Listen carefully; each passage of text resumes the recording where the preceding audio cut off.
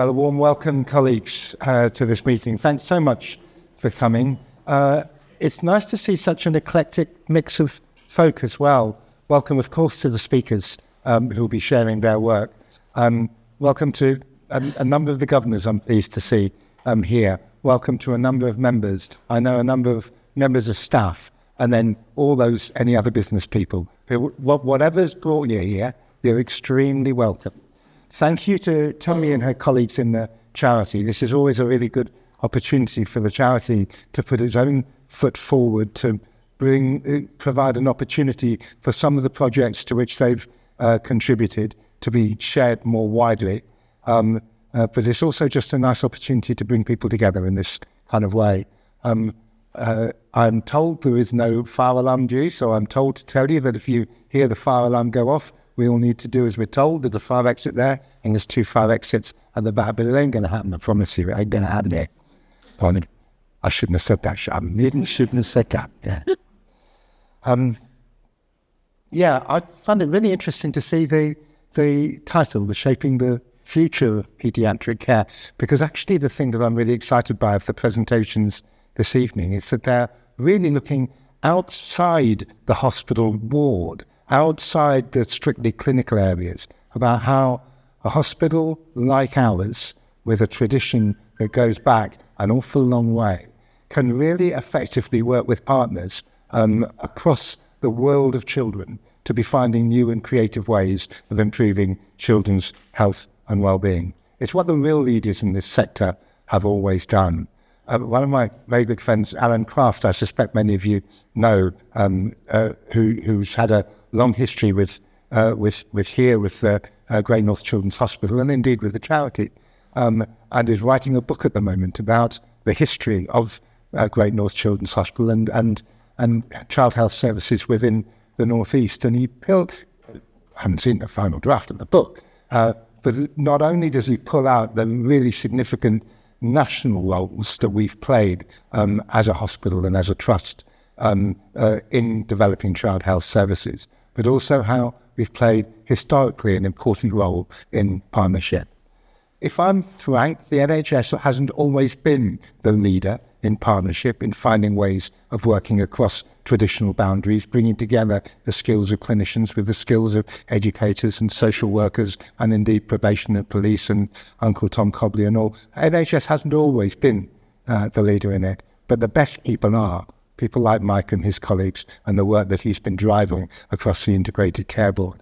So as I think towards the future of the hospital, I'm hoping we'll see some of that. In my more optimistic moments, I feel like we're at a time in history when the tide is coming back in.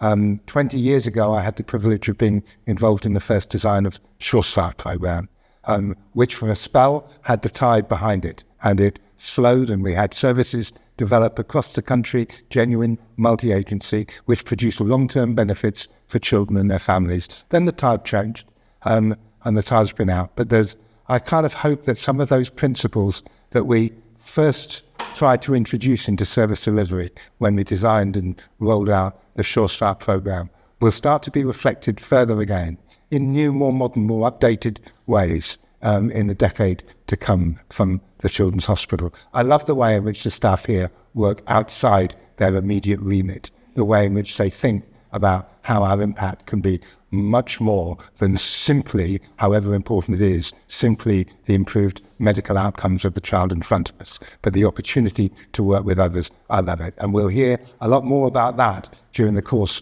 of this evening. So let me hand over to Mike, who will chair this session and will take us through the realms of the richness that I think you will be feeling is being presented to you. Thank you. Mike. Thank you very much, Paul.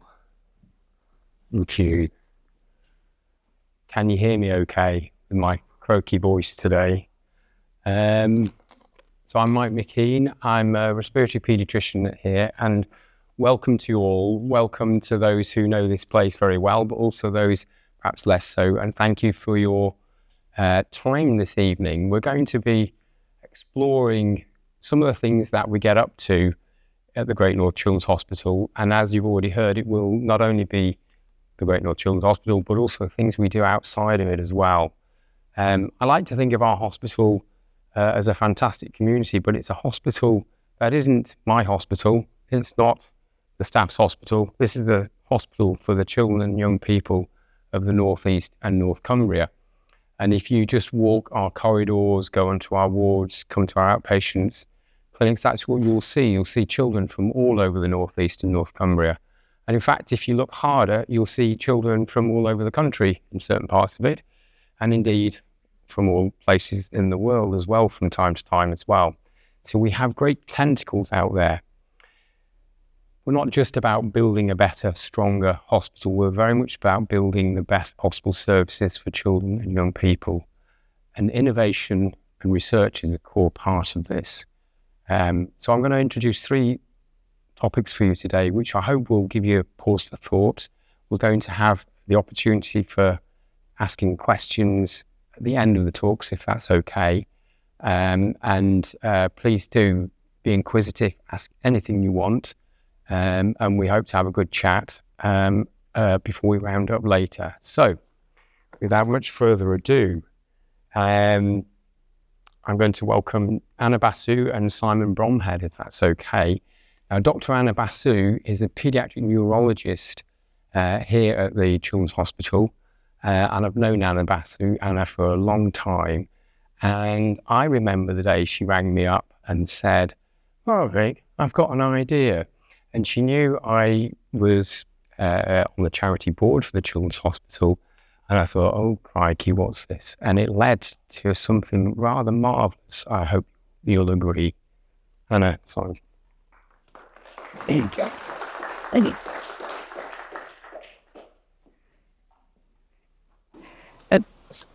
Thank you, Mike, for that lovely introduction. And good evening, everyone. Thank you very much for the opportunity to talk to you about our work today. Mike has just introduced me. I'm actually going to let Simon introduce himself and talk about the project, the first bit, and then you'll hand over back to me for the second bit. So we'll go ahead.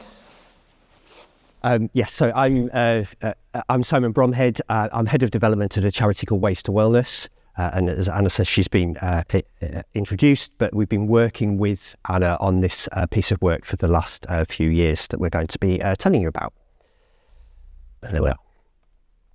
So this particular piece of work we call the Space Pilot, and it's around social prescribing. Some of you will have come across social prescribing before, but for those of you that haven't, here's the general principle.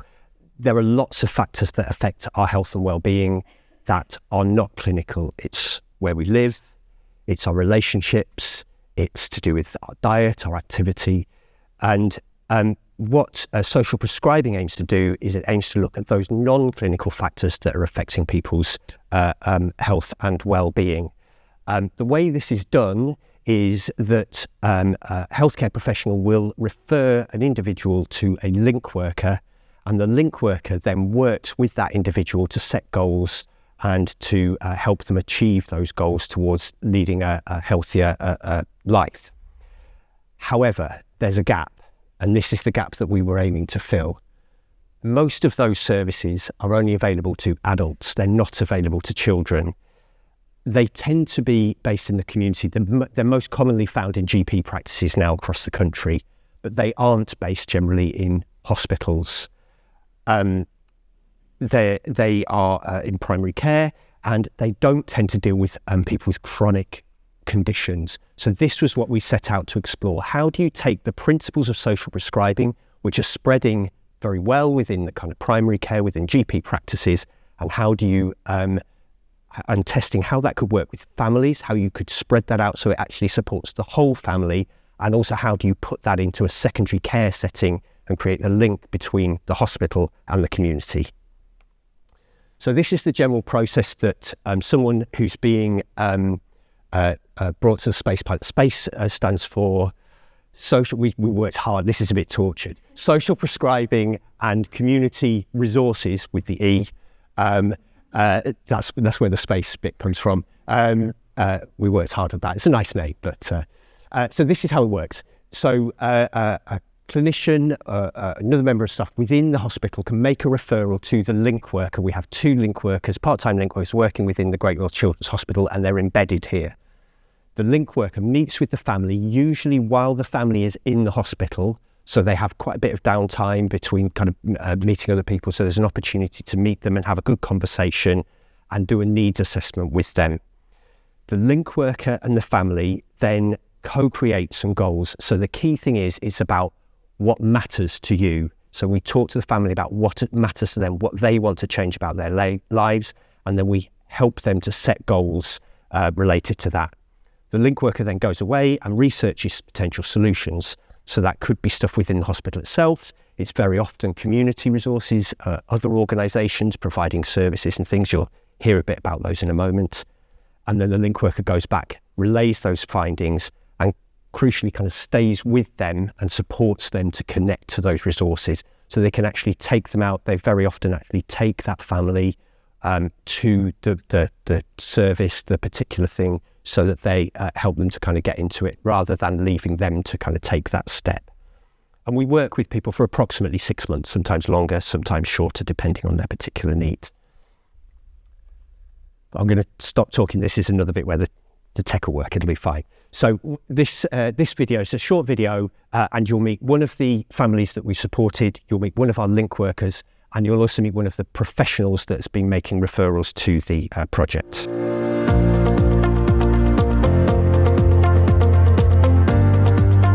I went into premature labour with my twins, Freya and Logan. Because of that, they've both got complex health needs, and we ended up spending a lot of time in hospital, so 18 months we were in all together. The Space Pilot is a project that supports children with new disabilities and their families, children who are inpatients at the Great North Children's Hospital. Our first meeting with Lauren, our link worker, it was really relaxed. It was a really informal, relaxed conversation, but I found it hard with being in the hospital for so long that when we came out to try and access places that we could go, I felt like we'd missed out on that baby parent groups and stuff like that because we couldn't go, we just couldn't possibly do it. Lauren came to the first group with me for the first time, and to me that was the best thing that anybody could have ever done, because I possibly, looking back, might have found an excuse not to go. Lauren's helped us with a lot, but I would, and they're so varied as well. So anything from baby groups that cater to my twins' individual needs, because they're so different with their ability or disability, right up to, things that we can apply for funding wise, just things that probably we wouldn't even think about either. Just you'll have a conversation, and the good thing is you can tell that you're being listened to, because they'll pick up on stuff that I'm not even asking for and go, well, actually this might help. If Space Pilot was widely available, I think it would be such an asset to the whole population that we support. It's made such an impact, I know, for the families who've already been involved in Space Pilot, and for myself as a physiotherapist, it certainly makes me feel like I'm delivering better quality, more compassionate care, knowing that there's more of a breadth of resources that we can signpost families to with that support from the link worker.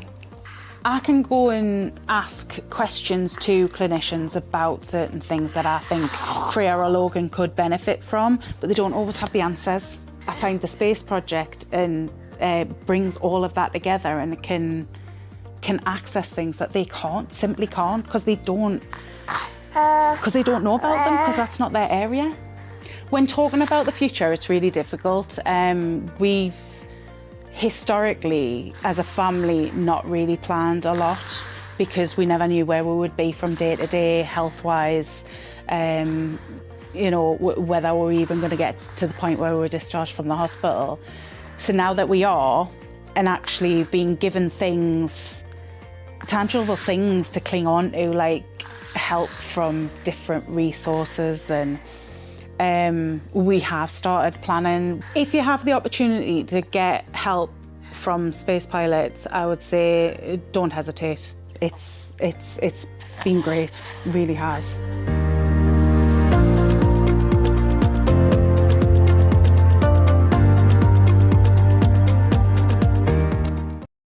now going to hand over to Anna to tell you about the next bit. Okay, so what's happened so far? So we were really lucky to have funding from Newcastle Hospitals Charity. Thank you so much for that. And from Ways to Wellness, they contributed as well hugely over these first few years. The phase 1 of the pilot, we started supporting children with neurodisability. Hand on heart, we started there because I'm a child neurologist. I needed to start with something that I know. So we started with inpatients, and we opened in August 2022, supporting 49 families. But this is a family-based model, so we look after the child with disability, but also there might be a sibling who has additional needs as a result of having a sibling who is in the hospital. And parent needs are also very important to support. Lots of goals, nearly all of them met, because the link workers really are amazing. Lots of contact time. We were then very fortunate to be able to have another year, starting from April last year, where we continued the service and we expanded the service so that we could support children with complex chronic needs, not just neurodisability, and also branching into those patients who are day case patients rather than sticking purely to the inpatients, because we had a rheumatologist saying, well, my patients have chronic complex needs, but I'm able to keep them out of the hospital most of the time, but they still come in as day case, they have the same needs. So again, we were able to expand, get a larger number of families through per unit time, and also sort of found ways. So we would love to be able to offer a 6-month service of support, extending into the community for the whole region. At the moment, we're able to cover Newcastle, North Tyneside, Gateshead with the full service. Those people who we're not currently funded to support for full service do get support, but they are referred to, they have like a brief intervention and referral into the community, an honoured referral or guided signposting to the referrer, but we'd love to be able to expand to cover the whole of the northern region. So these, I need to speed up. These are some of the things that we've been doing. So just examples, very varied types of support, from families being able to go away for the first time ever with their child since the child has had a disability, access to various sort of things in terms of food, clothing, toy banks, helping get people home a lot quicker. So a lot of efficiency savings. So we've also been doing a lot of sort of evaluating as we've gone on, with more support from the from NIHR, ARC, and also from Angela Bates at Northumbria University to help with an economic analysis to look at the social return on investment. So you put £1 into the service, you get £2.75 of social value back. So that's great. We've demonstrated high levels of unmet need that were met with this service, and we have a lot of qualitative interviewing feedback. We'd love to. The next stage, we're going to get more data from actually speaking to the children and young people supported by the service, and I'm really looking forward to doing that. Our first paper is published. So other children's hospitals are interested in this model and some setting this up. Based on the success of our pilot, which is lovely. We're working with a national organisation that it's called the Children's Hospitals Alliance, which is great because they're very supportive and helpful. And we're presenting at an international research conference later this year. We are really happy to say that we're able to keep this service going for another 2.5 years, based on a competitive grant that we've got from the NHS Charities Together Health Innovation Fund. This is really good news. So we can keep going and keep expanding and keep evaluating. And so the National Academy of Social Prescribing is interested in having conversations with us as well. And we've also had an initial discussion with the Department of Health and Social Care with CHA and NASP, which is great. This is our vision. We love what we're doing here. We want to be able to keep it going and expand in the region, but our vision is that all children's hospitals in England could use this model, and that's really what we're working to, because children and families need more than just the medical support they get right in the hospital. They need that link to the community services. So hope that's given you a flavour of what we're doing. These are our contact details. Please just, get in touch with us tonight or email us if you've got any questions or thoughts. So thank you very much for listening.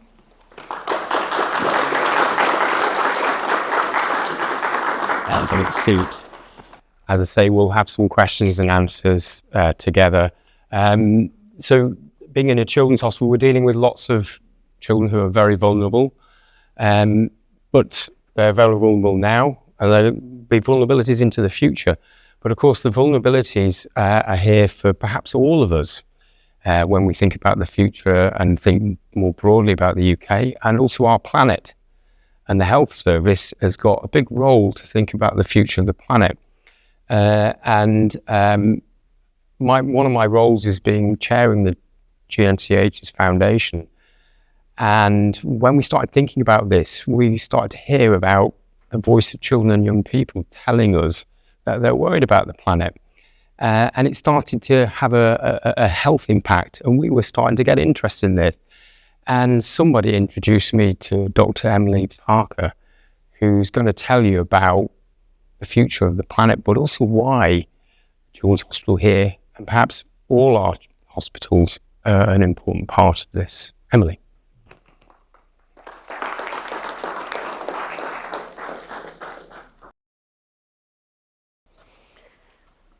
Thanks, Anna and Simon. I don't know how I'm going to follow that because that was really interesting. I'll do my best. So I'm Emily. I graduated as a doctor from Newcastle University in 2019. And after 2 years of following a more traditional pathway that medics follow, I decided I was given very gladly an opportunity as a result of Mike's really hard work and the support of the charity, an opportunity to step off that kind of traditional path. And I'm going to tell you a little bit about the journey, the beginning of that journey, and hopefully about the impact that that might have in the future and has already had. So, there's me. Mike and other people in the Newcastle Hospitals Trust have worked really hard to get this sustainability fellowship established. And I was really lucky to be one of the first people to undertake a sustainability fellowship at this trust. And there's not very many of them around the country. And I think if we're talking about the future of paediatrics or the future at all, we have to think about sustainability, because if we don't think about it, and I don't want to be alarmist, there isn't a future. So I'm not going to say much more because I think I'm going to focus on the positives, but I just think this is completely integral, and actually it's not just about the future, it has to be something that's happening now in order to protect the future for everyone, but especially for children and young people who come to our hospitals. And as Mike said, they've made it very clear that they want us to do that. Why is it important to healthcare? Sorry, NHS England, about the draft preliminary data. Hopefully they won't get cross with me for putting this slide up, but it's very blurred, so you can't really see what it says. And that's because I grabbed it from a PDF or an email or something, and I couldn't find it anywhere else. But you may be able to vaguely read that this one says paediatrics, and it's got a picture that I hope reinforces that it is paediatrics, someone holding a balloon. So paediatric care is the 8th biggest carbon emitting speciality across all specialities in the NHS. They're obviously divided up in a particular way, but you can see that the other ones here are cardiology, obstetrics, they are behind paediatrics, and then you've got general medicine and general surgery at the top. There'll be reasons for that. Some of that will be travel. We all know that our children and young people come from across the region. They have to travel quite far, probably further than a lot of other patients. But I hope you'll agree that because we're looking after children who need a future, it's actually our duty to make sure that we reduce our carbon emissions as much as we possibly can without compromising the quality of the care we deliver. So just quickly, my fellowship ran from August to August 2022 to 23. I did a mixture of 50% working in GNCH in general paediatrics as a doctor and 50% doing some sustainability projects, which was a mixture of learning, teaching, and some other kind of research and quality improvement projects. And I'm just going to talk about 2 of them, but it might only be 1 because it depends how much time I have. So I'm going to have a look for my time limit. So I don't have time for detail, so I'm just going to give you a really quick overview. I was lucky enough to meet the Kids Med team. Some of you might know them. Thank you so much to them for all their support on this project. And we were looking at carbon footprinting of liquid and tablet medicines. Now, the reason why the Kids Med team are important here is because they've already developed a really amazing educational package of teaching young children to swallow tablets. And that's shown loads of benefits that don't have anything to do with the environment. So the patients like it, the staff like it, the parents like it. It's cheaper. I don't know if anyone's ever tried to buy Calpol versus a packet of paracetamol tablets, but I think you can all see that how much money you can save. But no one really knew whether there was an impact on sustainability. So I undertook some work supported by the team to try and see whether there is a benefit to teaching children to swallow tablets from a sustainability angle. And I can't tell you exactly how I did this because I don't have time, but the results were really stark. So what we found was that if you look at the products themselves, so ignore the one that says product because a lot of that is to do with how much amoxicillin is actually in the packet. So we just looked at amoxicillin. The doses are quite similar. So if you have a per dose carbon footprint, they're almost exactly the same, regardless of which form you give it in. But once you change that to a course, because of the way these are packaged, with bottles of liquid, you end up with lots of liquid left over that you're not giving to your patient because you finished the course before you finish the bottle. So this is a really big difference, and carbon footprints are quite hard to understand because they're a bit abstract. But this is the equivalent of driving 99 miles in a small car. And that is just one course of amoxicillin for a 6-year-old child. So it's a 7-day course of amoxicillin. So I think you can all imagine that if we can change this on a bigger scale, we can save a huge amount of carbon. And that's basically from the liquid that we don't know what happens to it. Maybe it gets poured down the sink. Maybe it gets given to someone who didn't receive a prescription. Maybe it gets stored in the fridge in case you need it one day, which are all things we don't want to do anyway. And then Dr. Joseph Pickles, supervised by Dr. Emma Lim, who throughout my project was really supervising me and very, very helpful. She expanded on this work with Dr. Joseph Pickles and looked at the cost savings of different courses of antibiotics in different ages of children. So not only carbon emissions, but also money are saved by expanding this project and helping us to prescribe tablets over liquids. And Joe and Emma and I worked on some recommendations. I hope they won't mind that I stole their slides for these two. So we basically want to try and scale this on a much bigger scale. Some of it is about teaching children to swallow tablets, and other things are about thinking about how liquids are packaged. So can we make bottles tailored to the doses in a course? So just like when there's 21 tablets in a pack, can we have a bottle with 21 doses? Quite hard to do, but it needs to be thought about. I'm going to stop there. I don't know how much time I've got left, but I've got project 2. So sorry for the whistle-stop tour.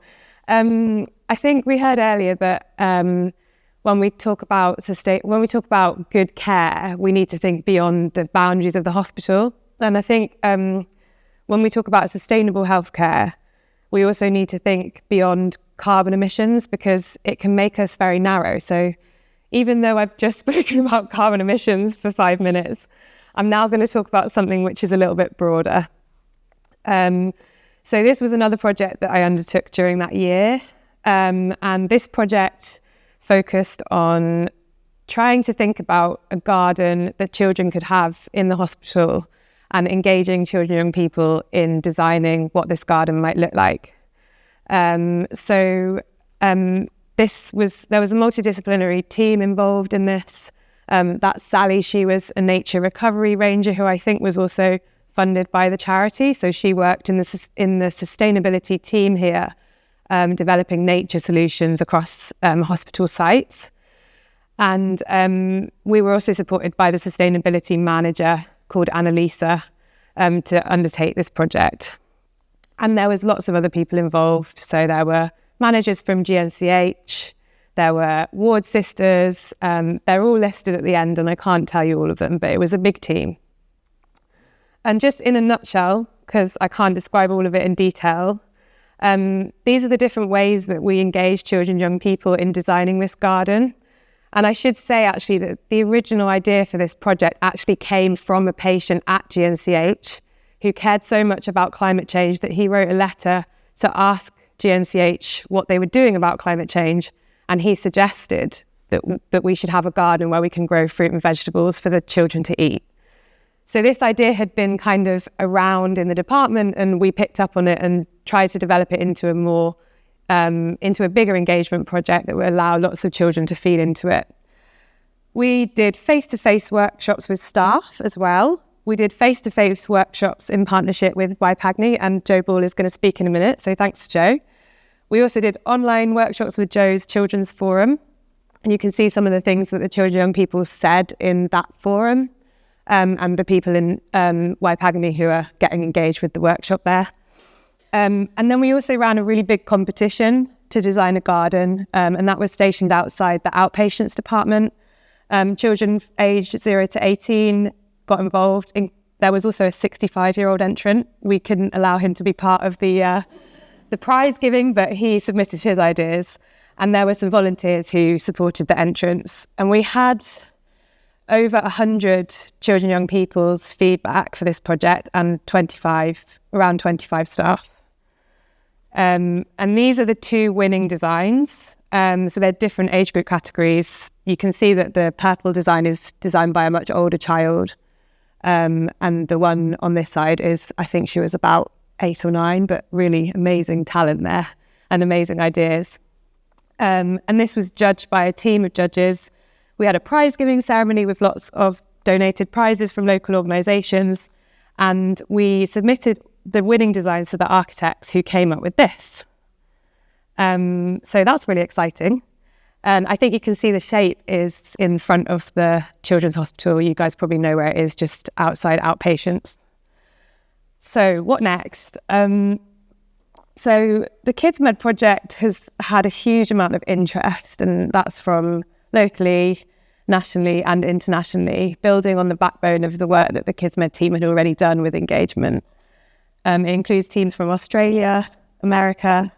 I think there's been some interest from Médecins Sans Frontières.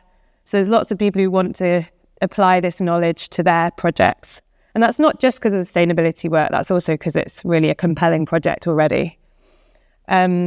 And there is someone who's applying for some funding for a national rollout of this project, but I can't say too much about that because I think it's still under wraps. GNCH Garden needs final design and build, so I'm just going to leave that there as a question for, we may need some resources for that. And I think we need to think about being sustainable with the way we create these roles in the future. So ideally more fellowships and a really long-term vision for allowing clinicians to get involved in this kind of work. And here's all the people who you can't read because there's so many of them who were involved in helping. I've probably forgotten someone, really sorry. I tried to remember everyone. Thank you very much.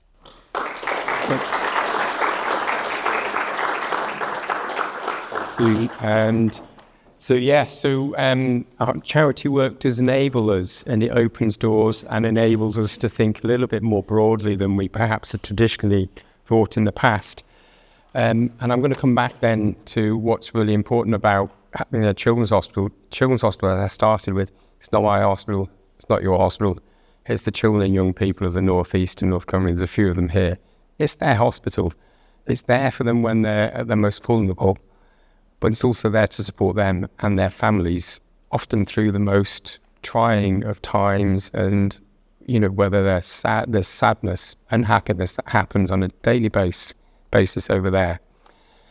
We couldn't do this without our children and young people guiding us, helping us, trying to help us get better.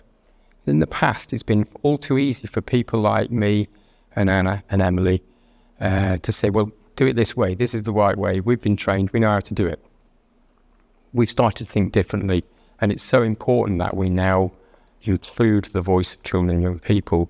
The charity's been absolutely instrumental in doing this. So unfortunately, Dr. Neil Davidson's poorly today, so couldn't be with us.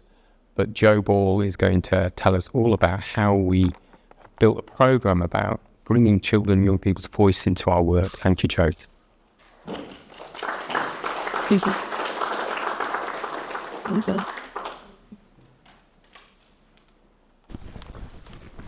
Thank you, Mike. Oh, get my massive mug off the screen. So hello everybody, I'm going to give you a whistle-stop tour of the work we've done over the past 9 years, starting with our Young Persons Advisory Group. So this group is our biggest and longest running group. It's now been running for 9 years. It started in 2015 with the design to inform and influence research that is designed for children and young people.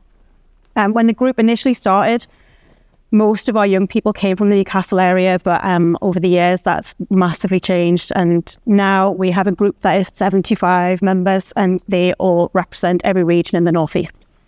To date, they have influenced over 140 research projects and 80 service improvement projects for the Trust, and we have engaged with over 260 young people in those 9 years. And how we engage with them has changed over time. So when we first started, it was very much a consultation phase. Researchers would come, they would say, this is what we want to do, is that okay? That's now not the case. The majority of researchers that come to this group come pre-application, so the young people have a really strong idea of what they can change and are able to change research in a really positive way. We try and make our sessions really fun and different. This group meet every month. They usually review 2 projects per session. So we try and come up with innovative ways to make everything different. So for example, the Paediatric bladder and bowel service recently came to our group. So our group got to make some poo for a Bristol stool chart using some modelling clay. Slightly gross, but they did love it. The group is open to young people who are aged 12 to 18 years old. They don't need to be a patient. They don't need to have any experience of being in a hospital. They just need to be interested. We don't pay our young people for their time either, and this was very much from their point of view. They wanted access to opportunities, and we do that in a lot of different ways. Every year we will hold sessions for interview prep, predominantly for med school or for like a health-based university course. We help them with their UCAS applications. We also run projects for them as well. This started very much in COVID, mainly because young people didn't have access to work experience, yet universities and employers still wanted some kind of work experience. So we designed some online projects so they could get access to virtual work experience, if you like. One of the first ones actually was with the Kids Med group, where they were wanting to develop like an e-learning module. So kind of like citizen science, our group kind of tested it and helped them develop it.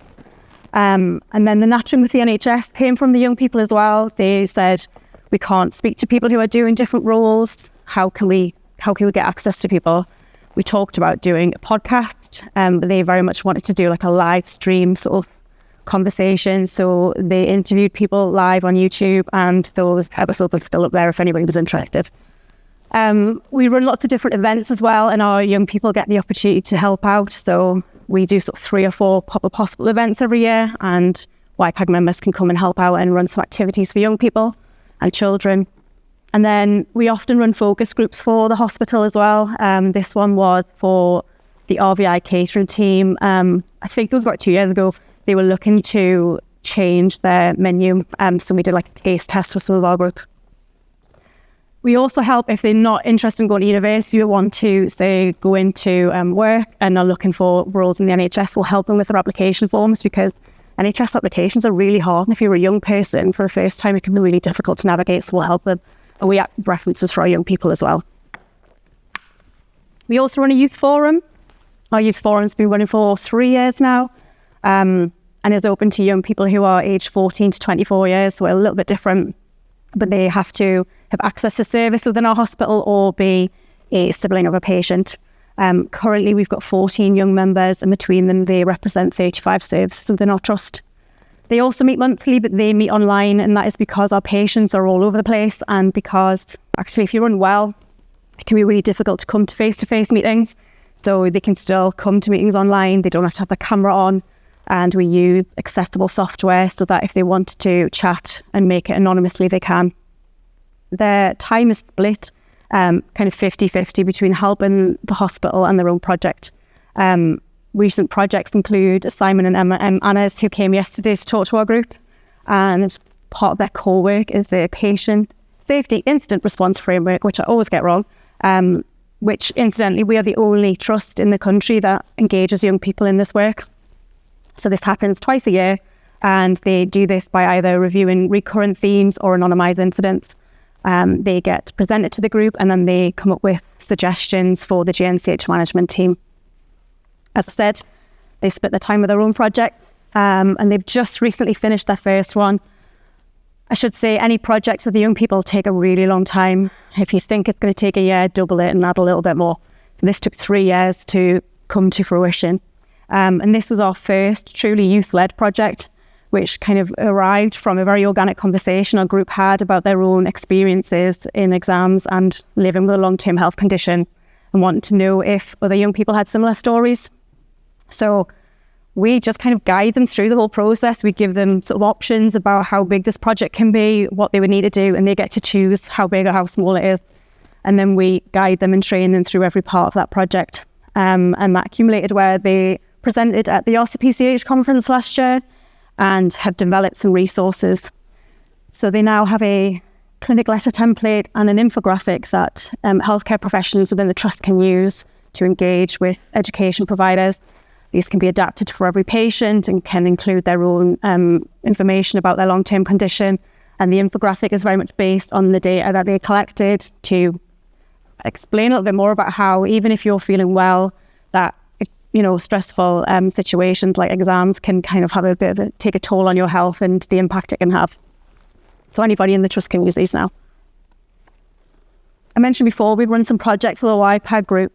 It was really evident how the positive impact these projects had on our young people, and we were very keen as a team to offer these opportunities to other young people. So we decided to create some projects and offer them up to some other young people and target young people who either wanted to go to med school or do another health related degree but didn't necessarily come from that traditional background. So say parents aren't from a medical background, potentially from a deprived area, or even just from a school who aren't used to supporting young people through those. So we contacted some local schools and they identified some students for us, and we ran some projects. Again, these took sort of 2 or 3 years to sort of finish off. The recent ones include young people's perspectives of biobanking and the hidden cost of admissions for paediatric patients for their families. And again, they're coached through the whole project. We always have like a younger mentor to help them through this. These projects are very time intensive. We tend to meet every fortnight, and we always find people who are sort of very good in their field to kind of come in and talk to them and give them more sort of opportunities and give them other skills. And finally, this has been our latest project. And for many, many years, we wanted to explore whether or not we could work with children and talk about research. And we've been really fortunate to collaborate with Caedmon Primary School, who are in Gateshead, which is a fabulous primary school, very concerned not only about their children, but about the wider community as well. So alongside our YPAG members and the teaching staff, we developed 4 sessions to run with their Year 5 students. So our first session, we looked at different roles within healthcare and the skills needed for them. We looked at different food groups and how food can make us feel and make our body feel. We ran a very energetic session around exercise and movement and the types of activities that physiotherapists do. And then our final session was an accumulation of everything we'd done and then talking about their health priorities. It was an amazing project. They were so enthusiastic, so willing to learn, and Caedmon are really keen to talk to us about how we can continue to work with them in the future. Whistle-stop tour of everything we do.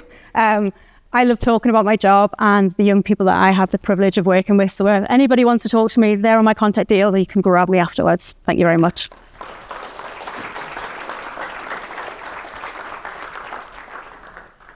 And thank you, Mike, Simon, Anna, Emily and Joe for amazing presentations. We've just heard about and seen some of the incredible things that are going on here at the GNCH, and these are really great examples of work that is going on, but actually barely scratches the surface of the things that are happening.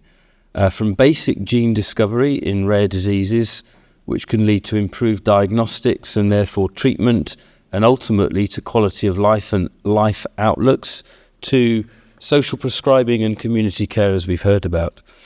Best clinical care arises from institutions where research and innovation are at the heart of what we do.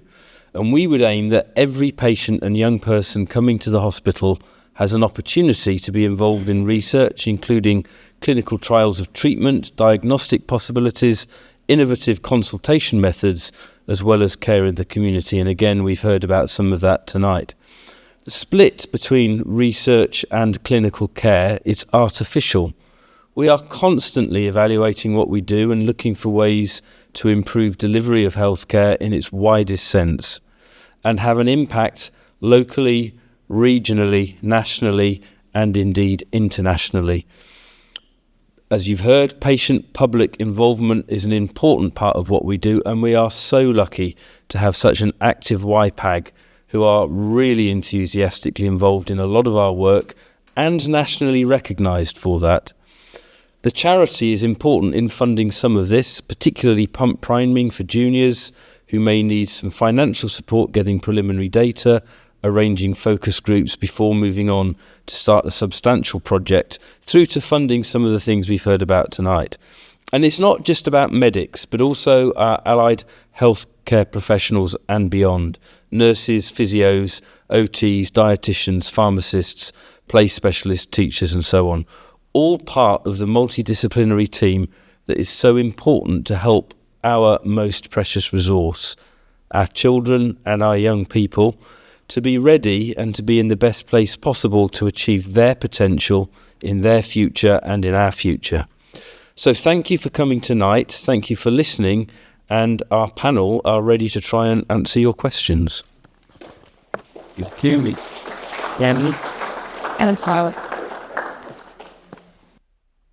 So I think we have got a roving mic. If you just want to put your hand up, if anyone's got a question, raise your hand and we'll try and get the mic to you. We have got one at the front here to start with.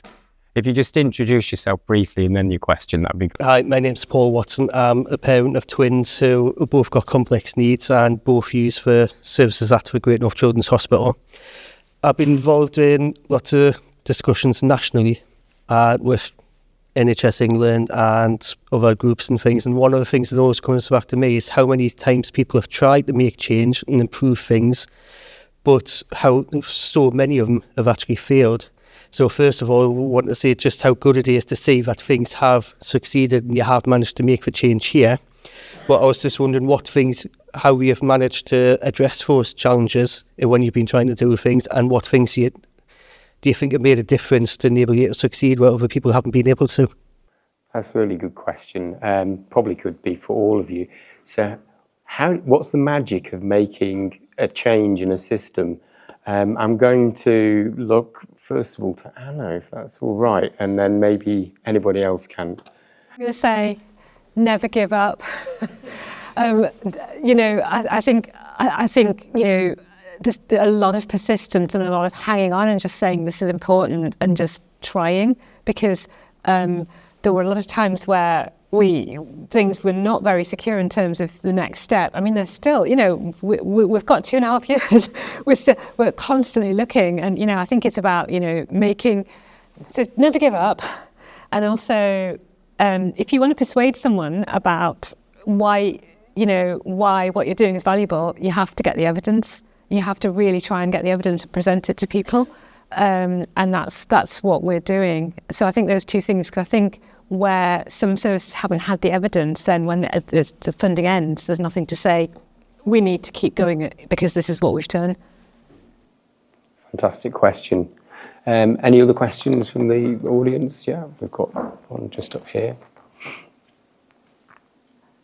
Hi, I'm a member of the Children's Community Nursing Team in Newcastle, and it's lovely to see the wellness in the space project and things. And I have tried to tap into it before when some of our patients have been inpatients. Can I just get clarity on, now that it's expanded a little bit, as a community team, can we then refer in for our families who are no longer in hospital but access hospital care? In patients with chronic complex needs, day case patients, yeah. We, at the moment, it's the group that are in hospital, being identified in hospital, that we're focusing on. We are starting to have a few conversations because we've had a recent referral where somebody was in hospital really recently, in the last few weeks. So we're just trying to figure out what we can do from April, but we need to be mindful of our resource, and so we just have to kind of manage that. But yeah, I know what you're asking and why. I'm sure I've spoken to one of your colleagues. I'm sure I have at some point in the course of the project. So it'd be really interesting to have a chat with you about that as well, and just kind of understand that, a little bit more. And then, always looking for what the next step might be. So it'd be really good to talk about that. And ideally, I guess you would want all children to be able to benefit from this sort of thing. Of course, we could end up taking up overall community services potentially and trying to do that, but that's not how it kind of works. This is about connections. That's the most important thing. Social prescribing and trying to connect people to their community is a really fascinating area. And I'm sure, in fact, I know there's people who are really expert at it here and also in the audience as well. We think this has got a role for everybody in every community. So I hope that can work. I'm going to ask, if that's all right, Emily, a question myself, and anybody think of another question, put your hands up below. But Emily, you came to an interview and you persuaded us that this was a fantastic thing for you to do. Looking back, you stepped out of training, and are you able to sort of tell us from a personal point? I know you've talked about your passion about the climate, but from a personal point of view, why that is so important to you, and kind of what value you might take from that moving forwards? That's a really interesting question. Thanks for being kind and asking me a question I could answer. So I come from a slightly different background to some doctors because I did a previous degree and it was in social sciences. So this opportunity for me to step out of training and think about the bigger picture was already really attractive to me because it allowed me to bring the threads of my life into one place. But I think basically all doctors should do it because, as was said at the beginning, rightly so, what we do with the patients who are in front of us doesn't have broader meaning until we think about their lives in a bigger sense. So I think it's not only has it allowed me to influence things that go beyond the consultation, which provides me with a lot of satisfaction because you can be very frustrated around not being able to influence those things. But it's also allowed me to kind of think about how I understand my patients within the context of their lives and kind of expanded on that. So I think it's like, for me, actually, in terms of sustainability, on a personal perspective, it's going to allow me to have a sustainable career in medicine because the things that frustrate me about medicine, I've been provided with an outlet for them. And actually, I think there's loads of doctors who are in that position. They just haven't been given the opportunity to think about how they might create a career like that, especially not as a junior doctor, because I think you probably don't get to do that until you're a consultant. But actually, we need to build the skills earlier than that. You might not get to do that when you're still there is something magic, though, in the fact that the charity can support that, I think is fantastic. And I know you'll be bending my ear because you're coming back to Newcastle until that garden's flourishing and built. So there is the next project to do. We'll make a note of that. And any other questions? We have got one, we've got two, one at the front and then the young man at the back. That's okay. Hi, I'm Balsam. I'm a consultant in public health in the hospital. And the question actually, just glad that I work with all of you. And I've seen a picture of my son. So I also have another heart here because my son was in Ward 1B for 6 months in the hospital. So we've seen care from the other side, and he's part of now, he contributes.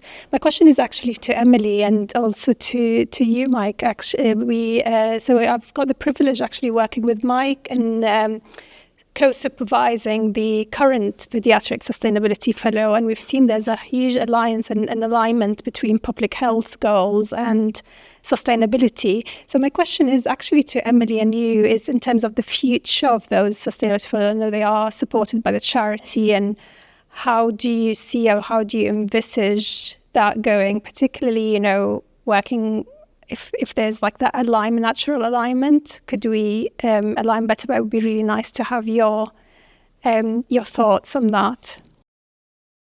That's really tough. How do you bring sustainability into our sustainable work as well? It's quite tricky. The charity's been very generous and been really important, because it wouldn't happen. We were actually the first hospital in the country to have a sustainability fellow in both paediatrics and adult oncology. It'd been done in anaesthetics before, but I know we were the first, and other hospitals are looking at this now, but it's not core funding, because you'd think, well, this isn't core NHS business. But I hope we've persuaded you from Emily's work that actually it is core NHS business, because if we don't start doing this sort of stuff, we're doomed. And we really are. We need to be looking at our effectiveness, our efficiency, but also our efficiency in terms of looking after our planet. So I think it is absolutely fundamental. Newcastle Hospitals was the first to sign up to sustainability targets, first hospital in the NHS. I think we should be very proud of that. And there is a team, small but fantastic team here. It needs to expand, but I think you're always going to have to seek out experts and grow future experts who are going to lead the way. And that's going to be important. But actually the work is ultimately won't work unless all of us, both users of the NHS and staff within the NHS, unless we start bringing this into our very core work. And it seems to have worked with, everyone's heard, a lot of people heard about quality improvement and how we improve quality. It looks like it's going backwards at the moment in the NHS from lots of stats, statistics and data. But actually I'm a firm believer that quality improvement now needs to morph and change and embrace sustainability, because I think it's the only way we're going to do this, if we're actually encouraged, forced, a bit of both, in how we do this. But so that my answer is going to be to bring it in system-wide across all our work.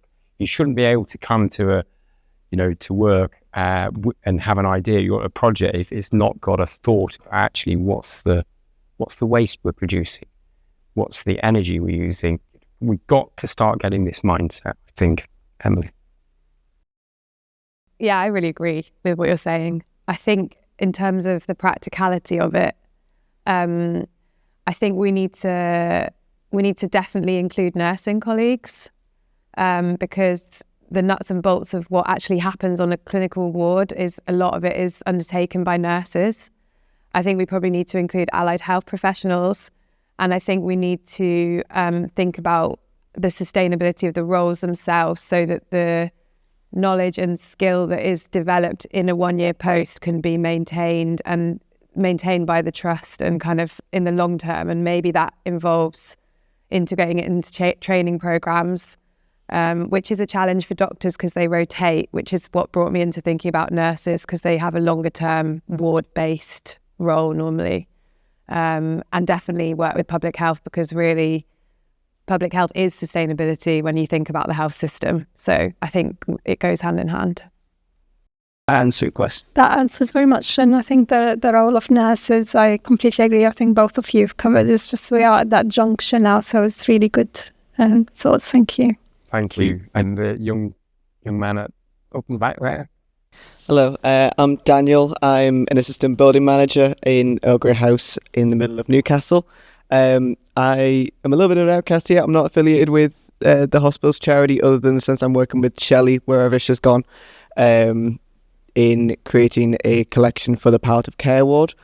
My question is to everybody in terms of the space pilots, the sustainability and the young people's projects. How can the average person help? What can we do to help with your different projects and make life a little bit easier? Joe, do you want to start on that? Well, I'm going to ask. We'll probably have to make this the laugh question, but I think it's a really good question to ask. So, Joe. I mean, I'm in a very fortunate position where I, all of my work is funded by the charity, and We are very much driven by the young people that we work with, and the management team allow us to do that. The issue that we have is I'm the only person that's employed to do this work, so we're very much restricted by my time and what I'm able to do. I have some amazing volunteers that help me. I'm always looking for other people who want to help and work with young people. So if you want to come and work with us and volunteer, then I'm always happy to take on people. I'm very good at finding people who can do things way better than I can. So yeah, if anybody would be interested, come talk to me. We're going to close in a moment, but Richard's going to come down and tell you a little bit about the charity and close. But whilst Richard comes down, could I just ask you all for a round of applause for our speakers, please? Thank you.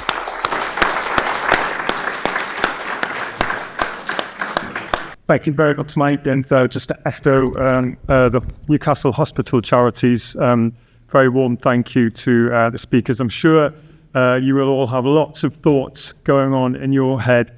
The thing that struck me that I took from each of those 3 projects we heard about was the importance of listening.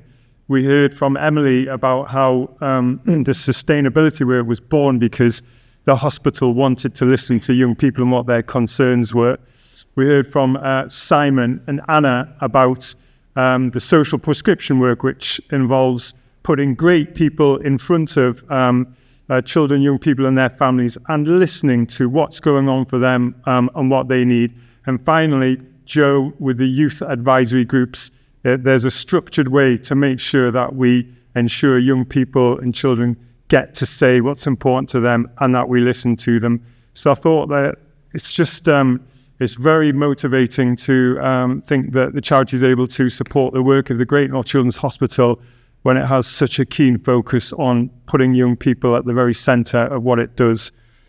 We would like to share a short survey with you, so we will ping that out to you. We're always trying to make these events as interesting for you as we can, so please tell us how we did and anything that is of interest to you in the future. Our next event will be in the summer of 2025, and we're really looking forward to being able to share some partnerships and some really creative work that the charity is able to support with you at that event. So we'll be in touch about that as well. We've got people who have made recordings this evening, so we'll be putting a recording up on the website of the discussion. So please do go to that if that's of interest, or share that to anybody who wasn't able to make it this evening. But look, on behalf of Newcastle Hospitals Charity, I'm really lucky. I work with the team that supports the Charities Committee and the charity generally to try and put those incredible donations that we get into the places where it would make the greatest difference. And I think you've heard some really good examples of that this evening. So thank you so much for your time. We wish you a safe journey home. And I think it's only right to finish with a final show of appreciation for our speakers this evening.